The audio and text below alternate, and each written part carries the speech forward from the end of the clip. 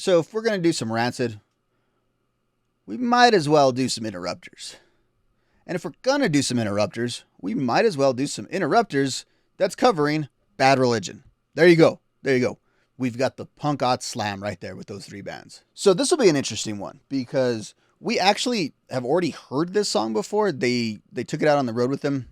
I think I want to say last year the Interrupters did. It's not like just this brand new interpretation that no one has heard. There's been live versions been circulating around, you know, like cell phone video and all that. But here we have what is a live recording, but it's a live studio recording. So they can kind of clean it up a little bit. But it is Sorrow. Sorrow is one of those songs. It's one of the staples right now of the Bad Religion set. But I don't know if there's like anyone anywhere that claims Sorrow as like their favorite Bad Religion song. It's a good song. It's an important song. It's a song that signifies a time and place. But I don't know that anyone actually has it like number one on their list. Enough of all that nonsense. Let's see what Amy and the rest of the Interrupters can do with Sorrow.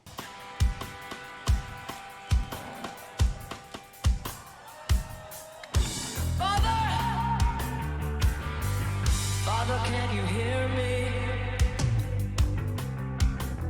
How have I let you down? I curse the day that I was born. In all the sorrow in this world. Let me take you to the hurting ground. So, as to be expected, it's not like a ska cover. That would have been interesting, right? Pick it up, pick it up, pick it up, and go to that hurting ground. So it is a faithful cover, but a little bit stripped down. I'm going to pull out, after we're done watching this, I'm going to pull out the Bad Religion book. And there was a song, and maybe you guys know it. If you know it, let me know in the chat. The original like demo version of Sorrow was much faster than the one we got on the album. And I want to say it reminded them of the Runaways. And whenever they figured that out, remember this is Brett and Greg just working together again for the first time in many, many years. And someone declared that the song sounded like the Runaways. I think it's the Runaways. No disrespect to them. I don't know why they didn't want to sound like them. Irony with the Runaways, and you know, Amy kind of fits pretty well within that.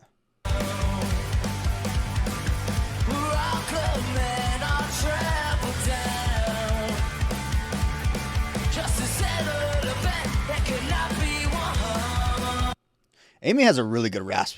She really does. And it sounds natural too. It doesn't sound like she's forcing it. The way she's able to do that with her voice is pretty impressive.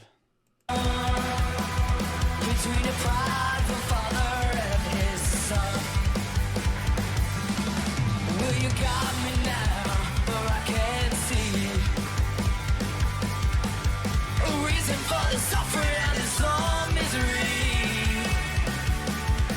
What if I feel like on the original, and I know it's not fair to compare, but I feel like on the original, Greg is like louder in the mix, more of a forceful instrument, where they're kind of putting Amy here a little bit secondary to the overall flow of the music, or maybe on equal footing, where I feel like in the original mix, Graffin's voice kind of rises up. every living soul could be a pride and strong?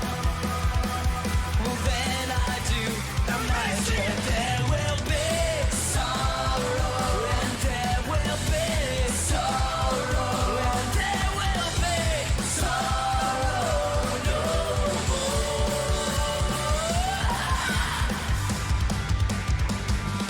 When our soldiers lay their weapons down, or when our kings and our queens relinquish the crown, or when the only true Messiah rescues us from ourselves. Isn't it funny because for a lot of like the old school Bad Religion guys, obviously Sorrow is like, you know, that's new stuff. That's modern Bad Religion. Even though last year was the 20th anniversary of the album coming out, but the Interrupters have like an interesting fan base where they got like guys like us that are on this stream and watching this, and then they have a lot of like really young fans too. And I'd just be curious to know how many young fans are going to discover Bad Religion off of this YouTube video being uploaded and off of this song being on the deluxe version of the album. You know, because I think they share, the Interrupters obviously have, again, people like us, but I think they have a whole other audience that we're not really plugged into.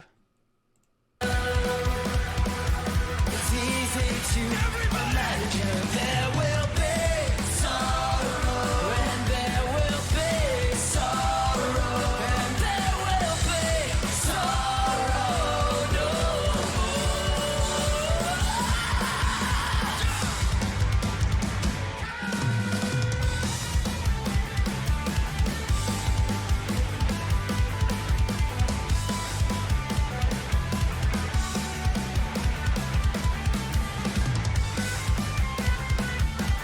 I'm so used to the Bad Religion video, all that really crappy early 2000s CGI, right? And we're going through it and all those like approximations of worldly monuments and stuff. Sing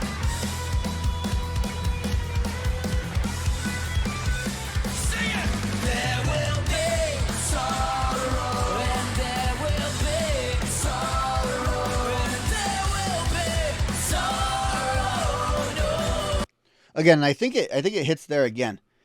Maybe it's not the mix. Maybe it's actually how she's delivering it. It's just a little more subdued than Graffin's. And there will be sorrow, and there will be sorrow, and there will be sorrow no more.